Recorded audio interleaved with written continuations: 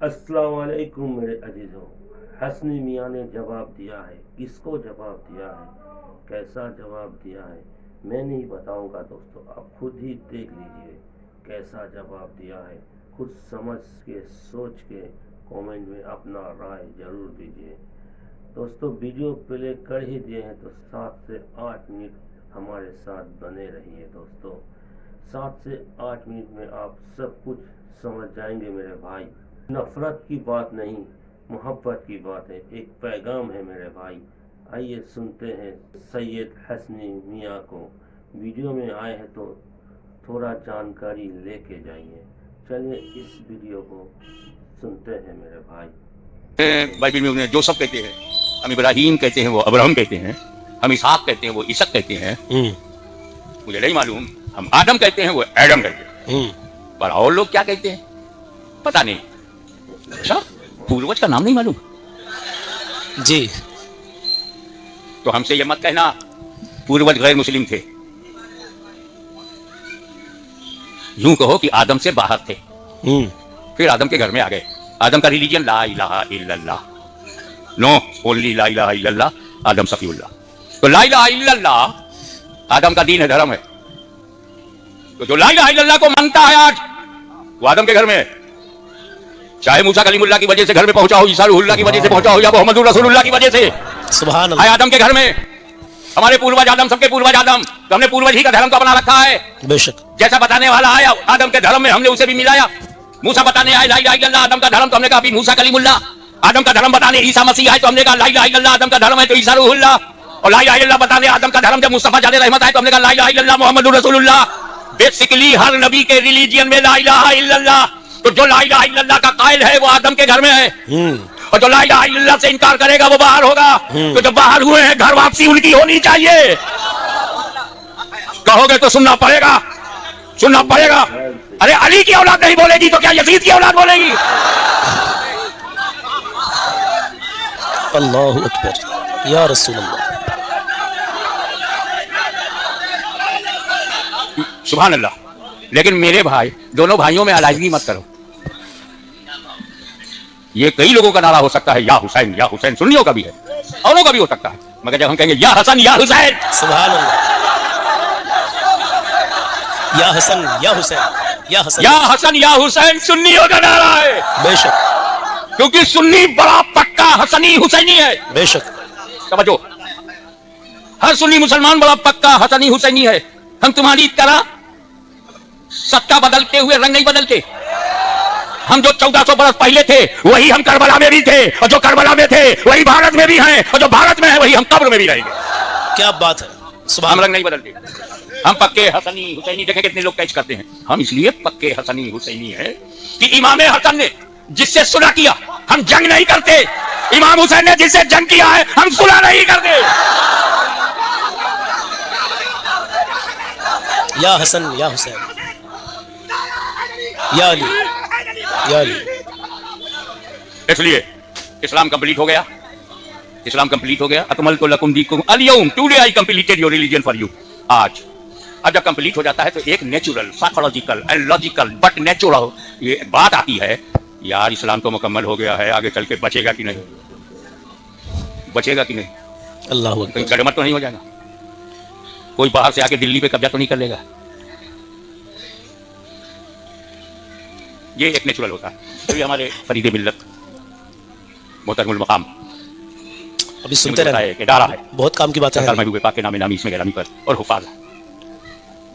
हजरत आपको फिक्र होगी कि नहीं, बनाने का तो हमने मदरसा बना दिया, आगे चलेगा कि नहीं, रहेगा कि नहीं, पब्लिक का सपोर्ट मिलेगा कि नहीं, और इसको रोशन करने के लिए इसकी बत्ती और इसमें तेल सब ठीक ठाक रहेगा कि नहीं, ये बुझ तो नहीं जाएगा, ये इदारा बंद तो नहीं हो जाएगा। एक फिक्र हमें मिलियनर बिलियनर को भी फिक्र रहती है, मैंने इतनी बड़ी स्टेट बना दिया है, मेरे पास रहेगी कि नहीं, बचेगी कि नहीं, क्या बात तो नहीं होगा।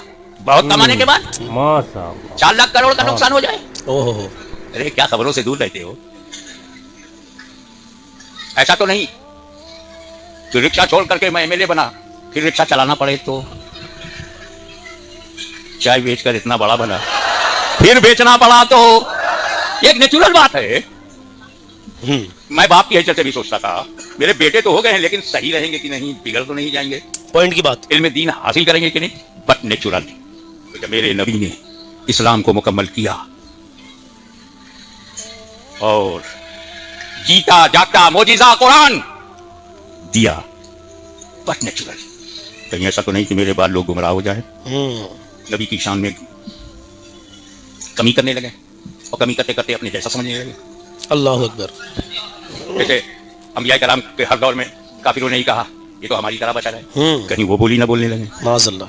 एक फिगर होती है और उसको ज्यादा जो फाउंडर हो, रिस्पॉन्सिबल पर्सन हो, मेरे नबी को भी कुरान को दे दिया, इस पर अमल रहेगा कि नहीं, कुरान बचेगा कि नहीं, इस्लाम रहेगा कि नहीं। एक ह्यूमन बीइंग में ये साइकोलॉजिकल थॉट्स आ ही जाते हैं। मगर मेरे नबी ने कहा घबरा मत, मैं अकेला कुरान नहीं दूंगा, बेशक साथ में अहले बैत भी दूंगा।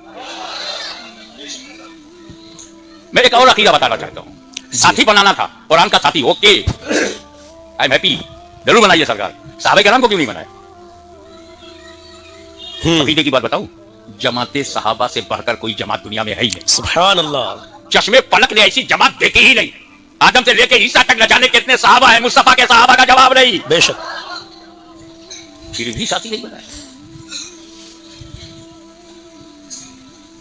वो सहाबा कराम जिनके बारे में हमें रसूल ने तंबीह दी, अल्लाह अल्लाह फी असहाबी, बेशक। मेरे सहाबा का जिक्र करना तो अल्लाह से डरते रहना। सुभान अल्लाह। मेरे सहाबी के बारे में अल्लाह से डरो, बेलगाम ना हो जाओ। असहाबी का नुजूम, ये हिदायत के सितारे हैं। बेशक। फिर भी साथी नहीं बनाया।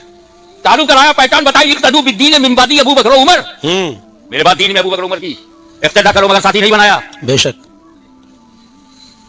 रसूल पाक पर तन मन धन से कुर्बान होने वाले साहबा, साथी नहीं बनाया। वो साहबा जिनके बारे में कहा गया हो कुल्लन वादुल्लाहुल हुस्ना, साथी नहीं बनाया। 10 तो 10 तक दरिया भी न छोड़े वो साहबा, बहरे जुल्मात में दौड़ा दिए घोड़े वो साहबा, मिस्र के जंगलों को आबाद करने वाले साहबा, बेशक। कलीसाओं में अजान की बुलंद करने वाले साहबा, बेशक।